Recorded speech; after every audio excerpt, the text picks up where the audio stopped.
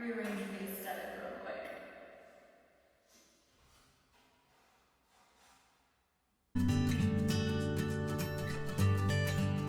Hey everybody, welcome back to my channel.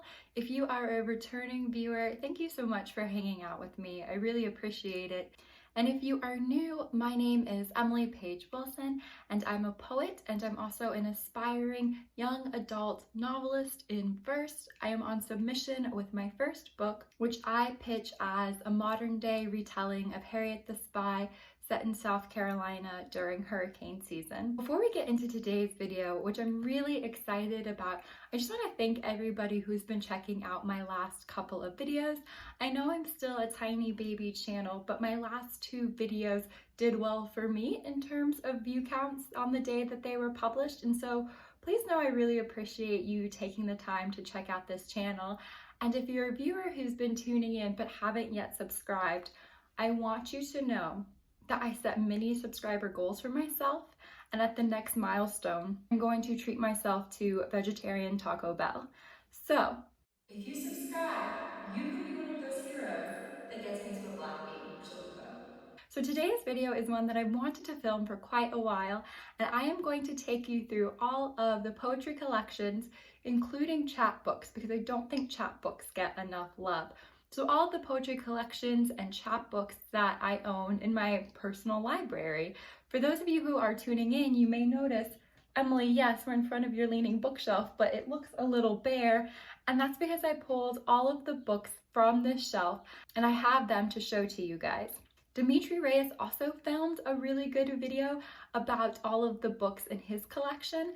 Now he and his wife they are levels up from where I am in terms of practicing minimalism and eco-sustainability. So I'm gonna leave both of their channels below. I enjoy watching their videos so much, but I think Dimitri has me beat in terms of practicing minimalism with books. I'm really bad about it. I remember in college, I had accumulated so many collections because I studied creative writing and then I went straight into grad school. And when my dad helped me move out of undergrad my senior year, I remember just making the choice between, okay, there's a box of shoes and a box of books, and he didn't have any more space in my dad's minivan. So I definitely took the box of shoes to the campus free store and donated them because I was not letting go of any of my books. Let me know down below if you are like that too. Once a book comes into your possession, the emotional bond is just, you can't break it. So before we get started, I'm probably going to shoot this video in two parts, just to make it a little bit more palatable. Also, I'm just looking at the pile of books here. Linking them all will probably be a Herculean task, but I want you to pause right now and take a guess at how many poetry collections / chapbooks do you think are in my personal library? I have a guess, but friends first, I want you to pause and type your guess down below in the comments. Okay, hopefully you made a guess. I'm gonna guess 127. I haven't counted. Obviously I have an advantage because I live among the books, but that's just my gut feeling. 127. So in no particular order, I'm just gonna go through them. I'm pretty verbose if you haven't picked up on that. So I won't be doing a mini review for these books, but I probably will make a comment or two. The first book that I have is Virgin by Annalicia Sotelo, and I remember just really thinking that this collection felt, I think I purchased it at AWP one year. It feels like it's an older sister or cousin. It's got that energy to it in talking about relationships and sexuality, and I really liked this collection a lot. Next is Good Bones by Maggie Smith. It is a staple. This place could be beautiful, right? You could make this place beautiful. If you know, you know. This is Approaching Ice by Elizabeth Bradfield. I read this in undergrad. This is a very teachable collection, and when I say that, I mean, I just noticed my roommate in grad school loved it because this is her handwriting, poet voice. Yes. This is a very teachable collection, and I mean that as a compliment. The way that Elizabeth plays with form and how many different facets she uses to explore. I think we're on an Antarctic adventure in this book. I could be wrong. It's been quite a while since I've read it, but I also recommend. Next is Thief in the Interior by Philip B. Williams. I love this book. I've mentioned this book before. I am such a fan of Williams, and I think that he is just one of the most thoughtful, generous voices we have in the poetry world right now. If you don't follow him on Twitter, definitely do. He is so insightful, and one of his craft talks, also at AWP, helped me figure out, I moved around some of the opening books or poems in my forthcoming collection, Yalubi, based on his advice of what a first poem should do in a collection. And I think it was a better move because of Williams' craft talk. So definitely pick up Thief in the Interior if it's been on your list. I highly recommend. The next collection is Lucky Fish by Amy Nizuku Matato, which is followed in the theme of luck by Lucky Coat Anywhere from Michael Burkard. I mentioned this book in my Poets Book Tag recently. Oh, actually, these books are all in the same order as when I was filming the Poets Book Tag. So another classic, Insert Boy by Danez Smith, highly recommend. And then of course there are Things More Beautiful Than Beyonce by Morgan Parker. The next collection is Refused by Julian Randall, and I actually purchased a copy of this book directly from Julian because he was selling copies of his collections in order to raise money. I believe at the time it was for bail bond funds to support Black Lives Matter protesters, and I think I'm going to do an entire video on how you can use poetry as capital to support social justice movements. So let me know down below if you'd be interested in that video. We have The Shape of the Keyhole by Denise Bergman. We have The Falls by Emily Moen Slate, and I wrote a book review for this collection, which was in the Adroit Journal, and I will leave that linked down below. We have This Apiary by Ali Marini, and this is one of the Glass Poetry chapbooks, so Ali is one of my pressmates. We have The Gutter Spread Guide to Prayer by Eric Tran, and Eric actually did a reading with me for the release of my latest chapbook, Hypochondria, Least Powerful of the Greek Gods. He is also an alum of the UNCW MFA program. We didn't attend at the same time, but I'm pretty sure that we lived in the same MFA house. So definitely recommend this collection if you haven't already checked it out. I have Some Are Always Hungry by Ji Yoon Yoon. And first of all, this cover is so beautiful, but I really did love this collection. I highly recommend. I can't remember if I read it this year. Did it come out this year or last year? It came out last year, so I can't remember if I read it last year or this year, but it's definitely been one of my favorite collections that I've read recently. Reminds me a lot of the exploration of family and lineage and heritage that I explore in my collection Yalubi, which is forthcoming, although I'm looking at my Czech heritage and Yoon is looking at her Korean heritage. But there's so many parallels about recipes and maternal relationships, and I just thought it was really lovely. I have Schizophrene by Banu Kapil. Y'all know she is one of my favorite poets of all time. Tassim Tassoum by Sabrina Ora Mark, again, another favorite poet. And then Thomas and Beulah by Rita Dove.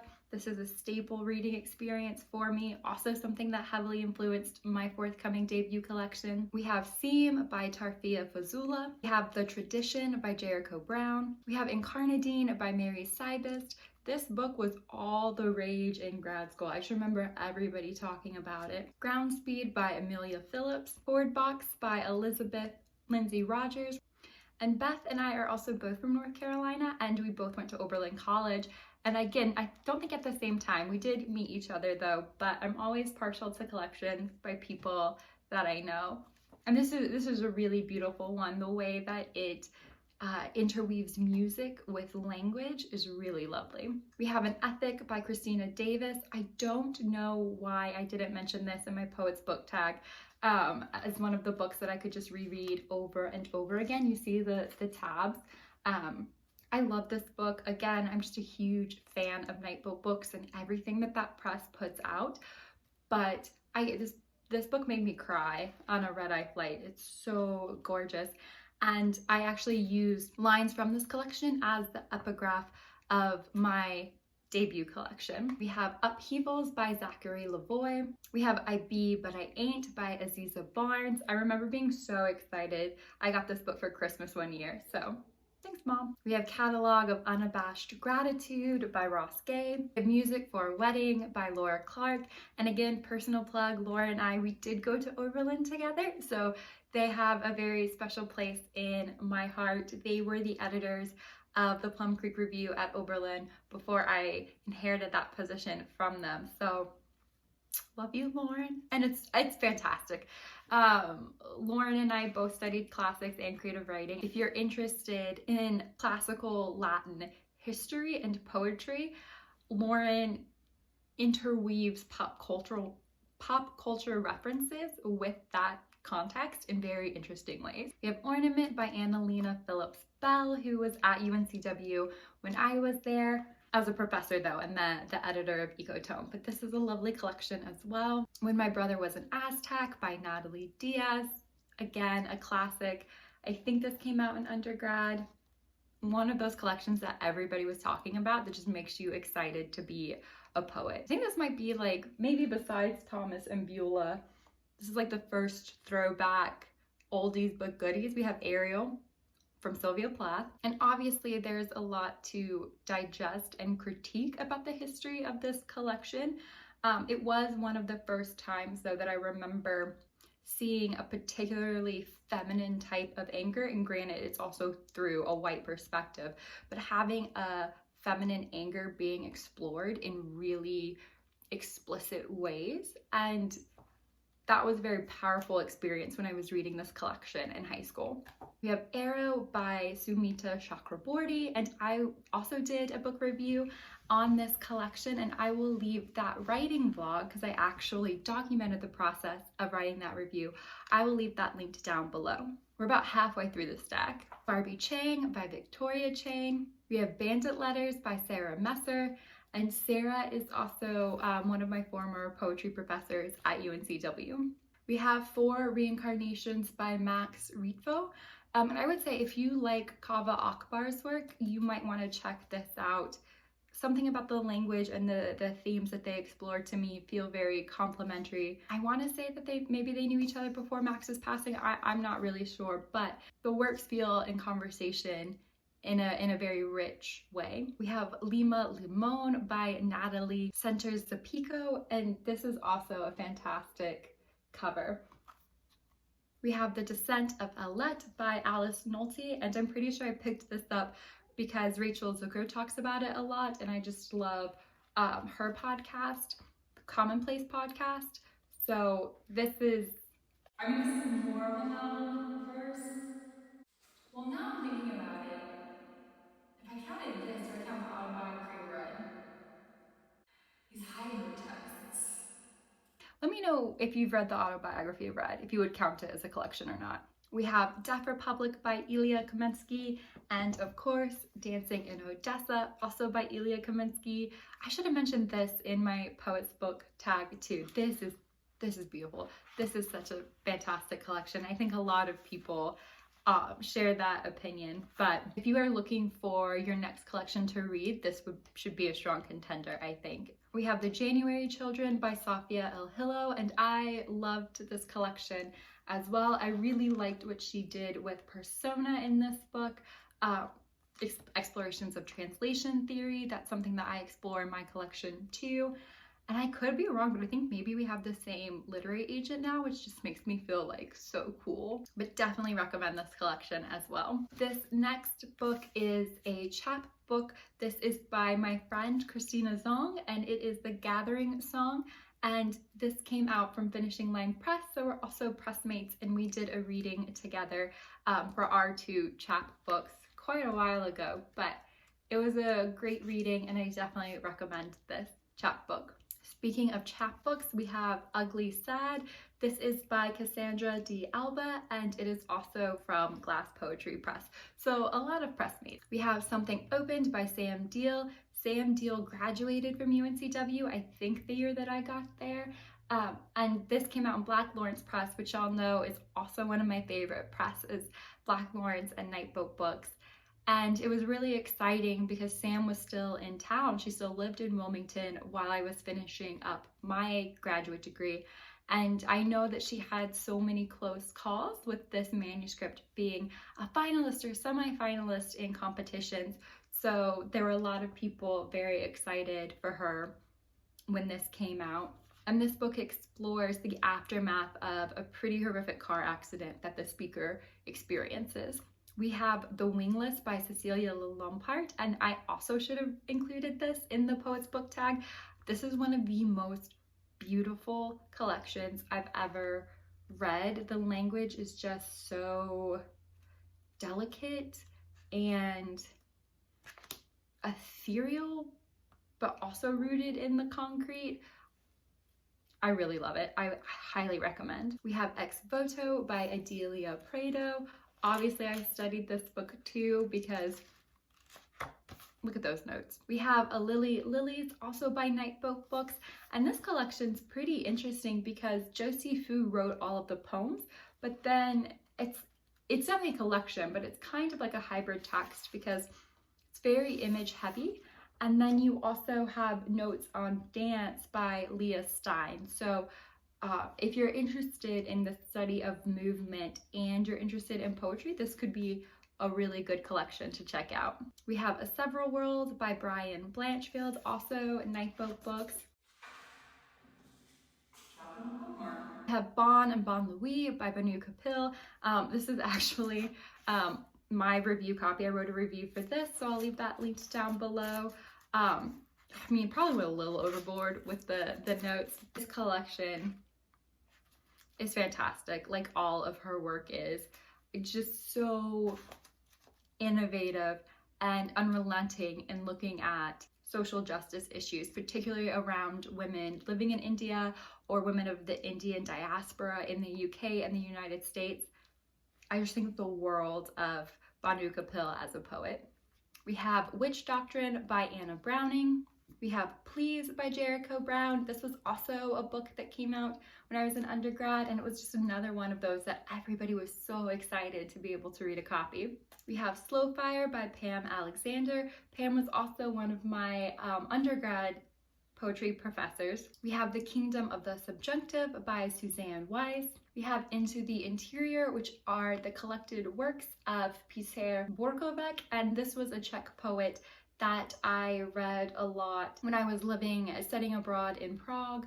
This collection has the Czech and then the English translation, and so I was using it as a supplement while I was trying to learn the language. We have Stag's Leap by Sharon Olds, Wild Iris by Louise Gluck. We have Through the Glorietta Pass by Lavon J. Adams. Again, Lavon was at UNCW when I was there. I think we studied this for her documentary poetry class, which might have been, I was gonna say that might have been my favorite workshop. But there were lots of good workshops. Another classic, we have Calling a Wolf by Kaveh Akbar. Another Pamela Alexander collection, this one is Inland. And then the final collection that I have upstairs is Night Sky with Exit Wounds by Ocean Vuong. Again, another contemporary classic, a really, really beautiful book. So if you made a guess about how many collections that I own, you're gonna have to tune into part 2. I'm definitely gonna do this in 2 parts because I can already tell this video is getting lengthy. But keep your guess, remember your guess. I appreciate you guys for hanging out with me.